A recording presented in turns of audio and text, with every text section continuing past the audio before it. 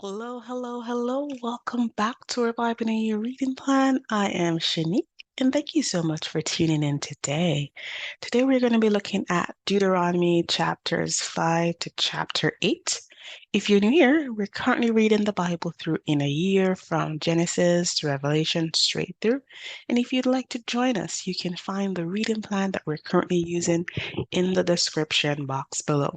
If you're a regular listener, thank you so much for tuning in each and every day and for joining us in God's Word. If you're a new listener, consider subscribing so that way you'll be notified whenever we release a new video. Now, as I read Deuteronomy chapters 5 to 8, there were a few sections that really stood out to me that I want to go into and share with you guys before we dive into today's reading. And the first one comes from Deuteronomy chapter 6 and verse 5 to 9, and it reads, "Love the Lord your God with all your heart, with all your soul, and with all your strength. These words that I'm giving you today are to be in your heart. Repeat them to your children, talk about them when you sit in your house, and when you walk along the road, and when you lie down, and when you get up. Bind them as a sign on your hand, and let them be a symbol on your forehead. Write them on the doorposts of your house and on your city gates." As parents, this is something for us to think about. Are we letting the media train up our kids? Are we spending time with them and instilling spiritual values and telling them about God and what He has done for us? That should be our priority each and every day. And then in chapter 7 and verse 2 to verse 6, it says, "Make no treaty with them and show them no mercy. You must not intermarry with them. You must not give your daughters to their sons or take their daughters for your sons, because they will turn your sons away from me to worship." About the Israelites being in the promised land, well, we're going to be seeing them starting to intermarry with other nations. And here we'll see the Lord's anger burning against them. So I just wanted to point this out. So when this does happen, you'll have an idea of why it's happening, okay? Of why the Lord's anger is burning. As Moses relates their wilderness experience, it got me thinking about the wilderness. Now, the wilderness is not merely a landscape, it becomes a canvas upon which God paints the story of his people. Here, in the midst of hunger and humble circumstances, the Lord orchestrates a divine symphony of provision and revelation. The wilderness becomes a classroom, a place where faith is tested and hearts are laid bare. Now, as we journey through our own wilderness experiences, facing trials and uncertainties, we too are invited to remember the whole way. Each step, each challenge, it's a part of our larger narrative, a story written by the hand of our loving Creator. In the wilderness, God humbles us, not to break us, but to reveal the true condition of our hearts, to test whether we will cling to His commandments even when the path is difficult. Now, just as the Israelites' clothing remained intact and their feet were preserved, so does God sustains us. His faithfulness endures. His provision extends beyond our immediate needs. In the desert, our dependence on God becomes undeniable, and our reliance on His word grows. So let us embrace the wilderness moments, knowing that God is using them to shape us, to mold us, and to draw us closer to Himself. In the barrenness, He provides abundance. In the hunger, He offers sustenance. So may we, like the Israelites, emerge from the wilderness with hearts attuned to His voice, recognizing that life is not sustained by bread alone, but by every word that flows from the mouth of God. So, as we dive into today's reading, I just want you to reflect on this. How do the wilderness experience in your life, times of hunger, trials, or uncertainties, serve as an opportunity for God to reveal Himself, refine your faith, and deepen your dependence on His sustaining word? All right, so let us dive into today's reading for today, and it will be read from the New American Standard Bible, Deuteronomy chapters 5 to 8. Deuteronomy 5, the Ten Commandments repeated. Now Moses summoned all Israel and said to them, Listen, Israel, to the statutes and ordinances which I am speaking today for you to hear, so that you may learn them and be careful to do them. The Lord our God made a covenant with us at Horeb. The Lord did not make this covenant with our fathers, but with us, all of us who are alive here today. The Lord spoke with you face to face at the mountain from the midst of the fire, while I was standing between the Lord and you at that time, to declare to you the word of the Lord. For you were afraid because of the fire, and you did not go up on the mountain. He said, I am the Lord your God who brought you out of the land of Egypt, out of the house of slavery. You shall have no other gods besides me. You shall not make for yourself a carved image, or any likeness of what is in heaven above, or on the earth beneath, or in the water under the earth. You shall not worship them nor serve them, for I, the Lord your God, am a jealous God, inflicting the punishment of the fathers on the children, even on the third and fourth generations of those who hate me, but showing favor to thousands, to those who love me and keep my commandments. You shall not take the name of the Lord your God in vain, for the Lord will not leave unpunished the one who takes his name in vain. Keep the Sabbath day to treat it as holy, as the Lord your God commanded you. For 6 days you shall labor and do all your work, but the seventh day is a Sabbath of the Lord your God. You shall not do any work that day, you or your son or your daughter, or your male slave or your female slave, or your ox, your donkey, or any of your cattle, or your resident who stays with you, so that your male slave and your female slave may rest as well as you. And you shall remember that you were a slave in the land of Egypt, and the Lord your God brought you out of there by a mighty hand and an outstretched arm. Therefore the Lord your God commanded you to celebrate the Sabbath day. Honor your father and your mother, just as the Lord your God has commanded you, so that your days may be prolonged, and that it may go well for you on the land which the Lord your God is giving you. You shall not murder. You shall not commit adultery. You shall not steal. You shall not give false testimony against your neighbor. You shall not covet your neighbor's wife, nor desire your neighbor's house, his field, his male slave or his female slave, his ox, his donkey, or anything that belongs to your neighbor. Moses interceded. These words the Lord spoke to your whole assembly at the mountain from the midst of the fire, from the cloud, and from the thick darkness, with a great voice, and he added nothing more. He wrote them on 2 tablets of stone and gave them to me. And when you heard the voice from the midst of the darkness, while the mountain was burning with fire, you approached me, all the heads of your tribes and your elders. You said, Behold, the Lord our God has shown us his glory and his greatness, and we have heard his voice from the midst of the fire. We have seen today that God speaks with mankind, yet he lives. Now then, why should we die? For this great fire will consume us. If we hear the voice of the Lord our God any longer, then we will die. For who is there of humanity who has heard the voice of the living God speaking from the midst of the fire, as we have and lived? Go near and listen to everything that the Lord our God says. Then speak to us everything that the Lord our God speaks to you, and we will listen and do it.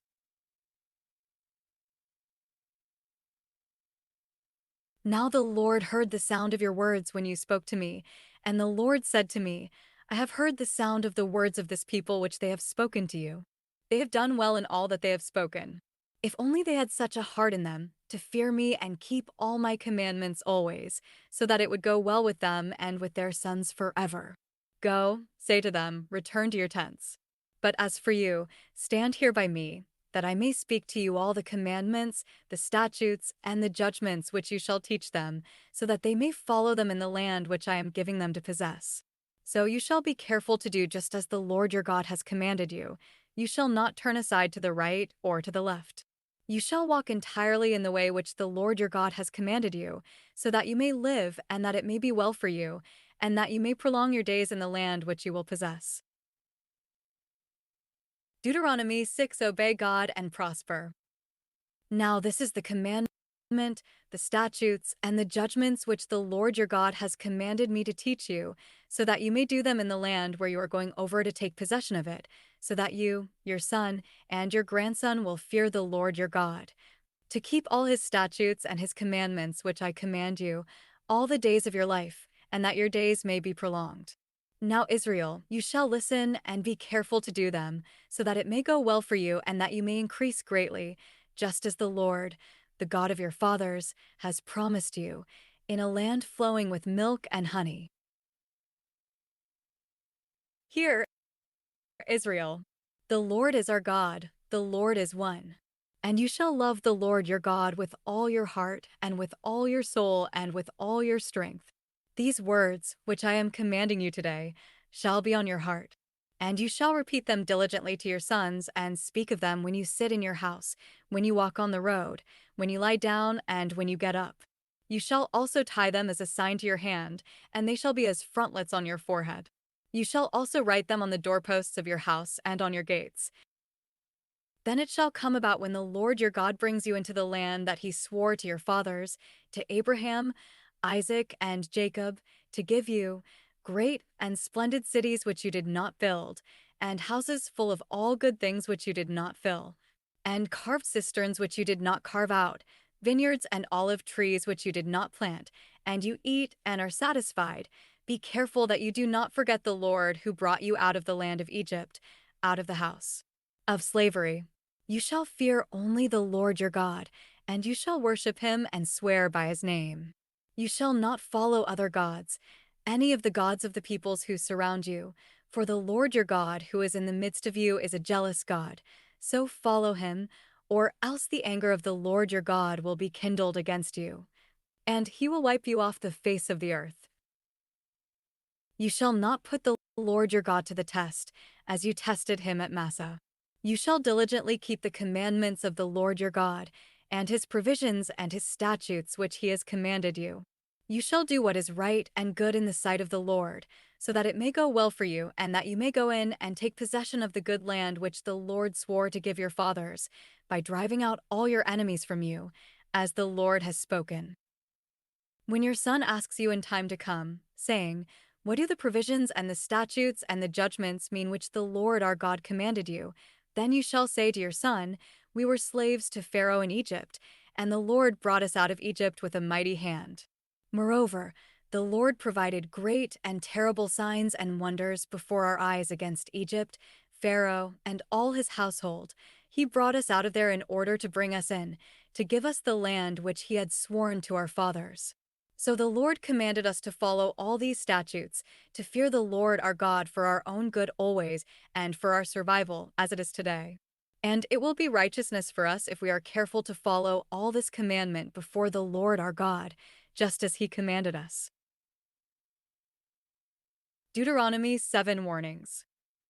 When the Lord your God brings you into the land where you are entering to take possession of it, and he drives away many nations from before you, the Hittites, the Girgashites, the Amorites, the Canaanites, the Perizzites, the Hivites, and the Jebusites, 7 nations greater and mightier than you, and when the Lord your God turns them over to you, and you defeat them, you shall utterly destroy them. You shall not make a covenant with them, nor be gracious to them. Furthermore, you shall not intermarry with them, you shall not give your daughters to their sons, nor shall you take their daughters for your sons. For they will turn your sons away from following me, and they will serve other gods. Then the anger of the Lord will be kindled against you, and he will quickly destroy you. But this is what you shall do to them. You shall tear down their altars, smash their memorial stones, cut their Asherim to pieces, and burn their carved images in the fire. For you are a holy people to the Lord your God, the Lord. Your God has chosen you to be a people for his personal possession out of all the peoples who are on the face of the earth. The Lord did not make you his beloved nor choose you because you were greater in number than any of the peoples, since you were the fewest of all peoples, but because the Lord loved you and kept the oath which he swore to your forefathers. The Lord brought you out by a mighty hand and redeemed you from the house of slavery, from the hand of Pharaoh king of Egypt. Know therefore that the Lord your God, he is God, the faithful God, who keeps his covenant and his faithfulness to 1,000 generations for those who love him and keep his commandments. But he repays those who hate him to their faces, to eliminate them. He will not hesitate toward him who hates him, he will repay him to his face. Therefore you shall keep the commandment, the statutes, and the judgments which I am commanding you today, to do them. Promises of God. Then it shall come about, because you listen to these judgments and keep and do them, that the Lord your God will keep his covenant with you and his faithfulness, which he swore to your forefathers. And he will love you, bless you, and make you numerous. He will also bless the fruit of your womb and the fruit of your ground, your grain, your new wine, and your oil, the newborn of your cattle and the offspring of your flock. In the land which he swore to your forefathers to give you, you shall be blessed. Above all peoples, there will be no sterile male or infertile female among you or among your cattle. And the Lord will remove from you all sickness, and he will not inflict upon you any of the harmful diseases of Egypt which you have known, but he will give them to all who hate you. You shall consume all the peoples whom the Lord your God will turn over to you. Your eye shall not pity them, nor shall you serve their gods, for that would be a snare to you. If you say in your heart, "These nations are greater than I, how can I dispossess them?" You are not to be afraid of them. You shall remember well what the Lord your God did to Pharaoh and to all Egypt, the great trials which your eyes saw, and the signs and the wonders, and the mighty hand and the outstretched arm by which the Lord your God brought you out. The Lord your God will do the same to all the peoples of whom you are afraid. Indeed, the Lord your God will send the hornet against them, until those who are left and hide themselves from you perish. You are not to be terrified of them, because the Lord your God is in your midst, a great and awesome God. And the Lord your God will drive away these nations from you little by little. You will not be able to put an end to them quickly, otherwise the wild animals would become too numerous for you. But the Lord your God will turn them over to you and will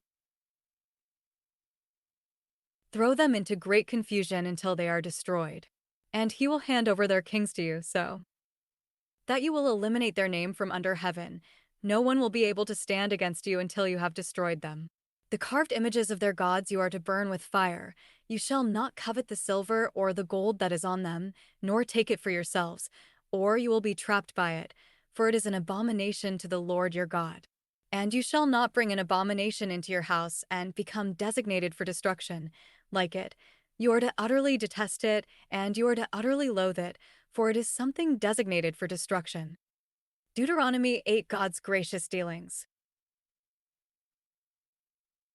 All the commandments that I am commanding you today you shall be careful to do, so that you may live and increase, and go in and take possession of the land which the Lord swore to give to your forefathers. And you shall remember all the way which the Lord your God has led you in the wilderness these 40 years, in order to humble you, putting you to the test, to know what was in your heart, whether you would keep his commandments or not. And he humbled you and let you go hungry, and fed you with the manna which you did not know, nor did your fathers know, in order to make you understand that man shall not live on bread alone, but man shall live on everything that comes out of the mouth of the Lord. Your clothing did not wear out on you, nor did your foot swell these 40 years. So you are to know in your heart that the Lord your God was disciplining you just as a man disciplines his son. Therefore you shall keep the commandments of the Lord your God, to walk in his ways and to fear him. For the Lord your God is bringing you into a good land, a land of streams of water, of fountains and springs, flowing out in valleys and hills, a land of wheat and barley, of vines, fig trees, and pomegranates, a land of olive oil and honey, a land where you will eat food without shortage, in which you will not lack anything, a land whose stones are iron, and out of whose hills you can dig copper. When you have eaten and are satisfied, you shall bless the Lord your God for the good land which he has given you. Be careful that you do not forget the Lord your God by failing to keep his commandments, his ordinances, and his statutes which I am commanding you today. Otherwise, when you eat and are satisfied, and you build good houses and live in them, And when your herds and your flocks increase, and your silver and gold increase, and everything that you have increases, then your heart will become proud, and you will forget the Lord your God who brought you out of the land of Egypt, out of the house of slavery. He who led you through the great and terrible wilderness, with its fiery serpents and scorpions, and its thirsty ground where there was no water. He who brought water for you out of the rock of flint. In the wilderness, it was he who fed you manna which your fathers did not know, in order to humble you and in order to put you to the test, to do good for you in the end. Otherwise, you may say in your heart, "My power and the strength of my hand made me this wealth." But you are to remember the Lord your God, for it is he who is giving you power to make wealth, in order to confirm his covenant which he swore to your fathers, as it is this day. And it shall come about, if you ever forget the Lord your God and follow other gods and serve and worship them, I testify against you today that you will certainly perish. Like the nations that the Lord eliminates from you, so you shall perish, because you would not listen to the voice of the Lord your God.